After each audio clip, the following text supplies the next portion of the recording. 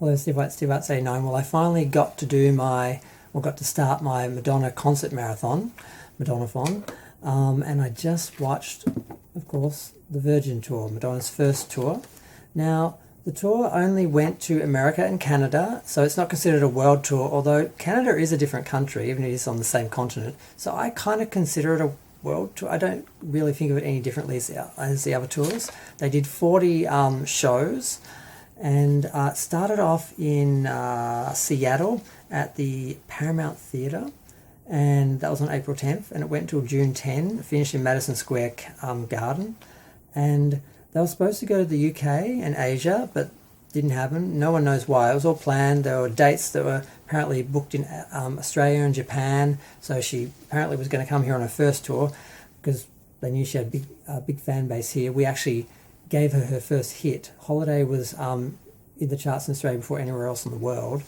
And I mean, I couldn't have seen it because I was too young and I didn't even know really who Madonna was then because I was too young. But it would have been amazing for her to have come here. Now, the show itself is pretty flawless. It's pretty amazing. It's just perfection. There's nothing about it, not the costumes, not the sound, not the images, not the dance moves. Nothing about it isn't absolutely perfect.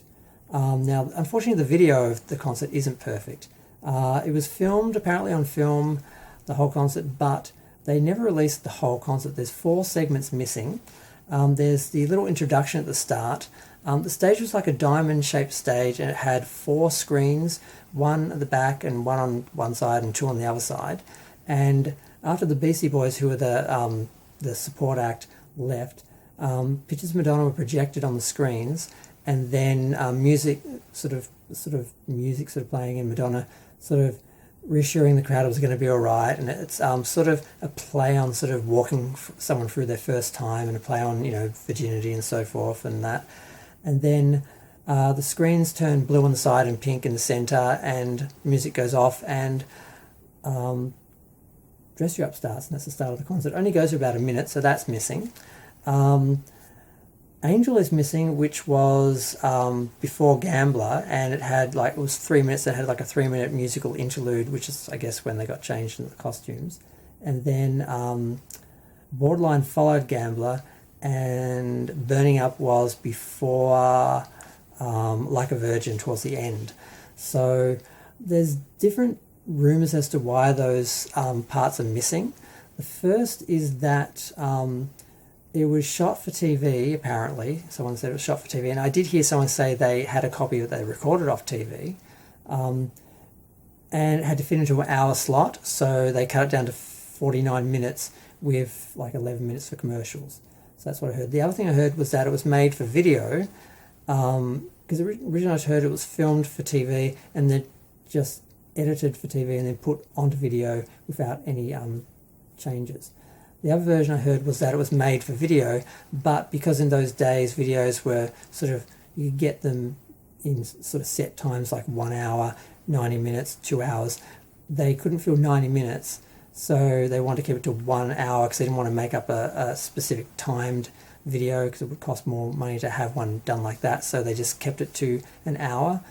Now, if that's the case, they cut way too much out because they only needed a minute or so for the copyright and stuff like that, so they could have had 1 or 2 songs more. But also, Laserdisc was released on Laserdisc as well. On Laserdisc, you could only have about an hour before you had to change the sides. So it does make sense that they tried to keep it to an hour to fit onto 1 hour tapes and a one-side Laserdisc. So that might be what it was about. There was a mention that apparently Madonna fell in Borderline when she jumps off the speaker at the start, but you can see she disappears for a few seconds. But if that was the case, it's not a long period of time. They could have covered that up with editing. So I don't know why these songs were actually missing. It is a tragedy.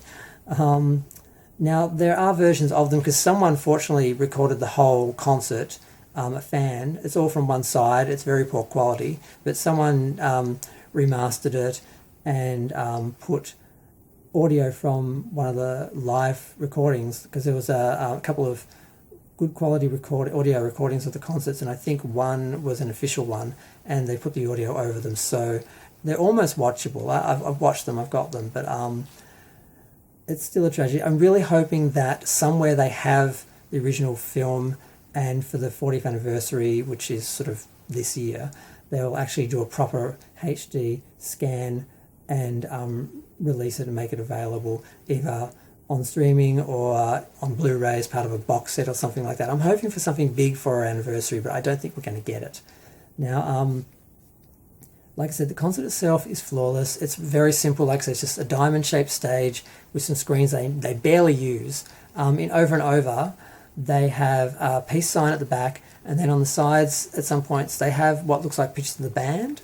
That's about all they do, except in Lucky Star, you can see like a star field that seems to be projected on it, because the screens would pick that light up more so than the actual background on that, because you can sort of see the same lights moving around on the stairs as well. So I think it was a front projection.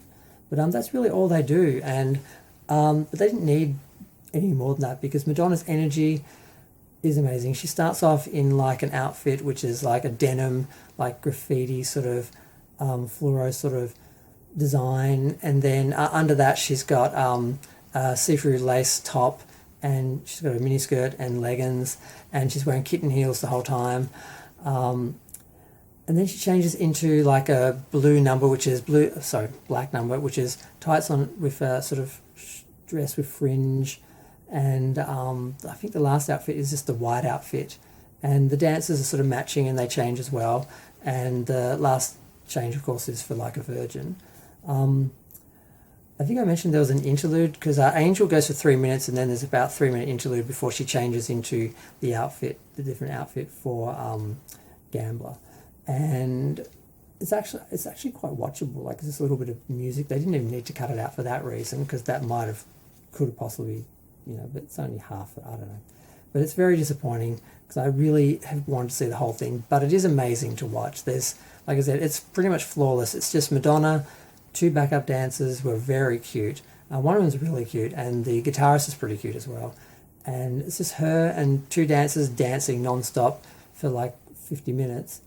And it's just pop perfection, just perfect. Madonna, she had that look, everything just perfect. And it's iconic, and it's epic, and it's perfect, and I love it, and I could watch it till the ends of time. What else do I have to say? The concert only made about, about 3 to 5 million back in the day, which comes to about 8.3 to 12.6 million in 2021 dollars, which is what Wikipedia has. So it didn't make a lot of money, not because the tickets didn't sell, not because they didn't have arenas and stadiums, but I just don't think the tickets were very expensive. From what I hear, they were actually quite cheap. But they would have sold out anyway, because she was huge at the time, and all the fans showed up wearing clothes like her. Like, the lingerie industry had a 40% bump, and people were showing up dressed like her, and that's where the term Madonna wannabes and wannabes came from, which eventually ended up in the dictionary in, I think, 1991. And it's just amazing. Like, you look at some of the close-up shots of some of the girls who are dressed like her, especially a couple in the front row. It's all pretty amazing. There's a point where they drop balloons, which all say dreams come true on them. And I think they drop them in Angel, but they show it. Maybe they dropped them twice, but they show them being dropped at the end of the concert. But they drop them in Angel as well. And in this version, it was the one filmed in Detroit.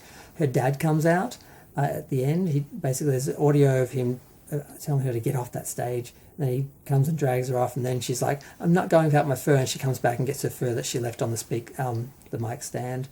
And it's just perfect. The video had a little interlude, little introduction and sort of closing with Madonna talking, just on a black background, black and white with blonde hair. It looks like she's about to film Shanghai Surprise, and she just talks about how nervous it was, how she came to New York. I'm not going to do the speech. And she just wanted to be a star and make everyone happy, and she worked really hard and her dream came true. And then at the end, she's sort of talking about how nervous she was about her first time touring and that, and they're playing on, Virginity again. And then she starts laughing, and the end credits is just her laugh over and over and over on Black. And that's it. And I love it. I'm so glad it's been done in HD. There's a guy called Digital Love. His channel has it up now. I think it's the version done by Dan Kay, and before that, Interlace Geek did one, but they've both been taken down and taken off YouTube. So there's one really great HD version of it currently on YouTube, and that's it as far as I know. Yep, I love it. I'm going to go on to the Who's That Girl tour. So, ciao. The version I watched is on the Digital Love YouTube channel. It's in 1080p HD, and it's remastered from the original Laserdisc. Now, I originally saw it on video. I was lucky enough to just stumble across a copy of it in my local video and record store. It was $50. I don't know how I afforded that at 12 years old, but I did. I took it home and I watched it on my old TV in my childhood home, and it was absolutely amazing. This is the original artwork. This is from the later sell-through video.